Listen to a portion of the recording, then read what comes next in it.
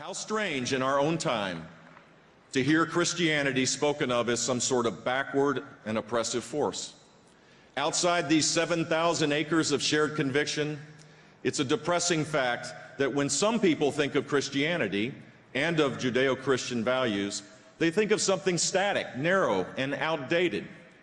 We can take this as unfair criticism, as it typically is, or we can take it as a further challenge to show in our lives the most dynamic, inclusive, and joyful message that ever came into the world. You also understand that some moral standards are universal.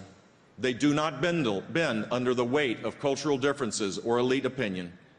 Wherever there's a child waiting to be born, we say choose life, and we say it with love.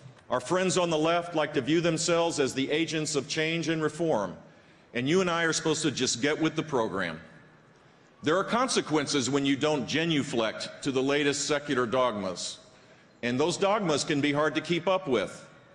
So we find officials in a major city demanding that pastors turn over copies of their sermons, or federal judges mistaking themselves for elected legislators and imposing restrictions and rights that do not exist in the Constitution, or an agency dictating to a Catholic charity, the Little Sisters of the Poor, what has to go in their health plan, and never mind objections of conscience. Somebody here is being small-minded and intolerant, and it sure isn't the nuns, ministers, and laymen and women who ask only to live and practice their faith. Federal authorities are demanding obedience in complete disregard of religious conscience. And in a free society, the answer is no.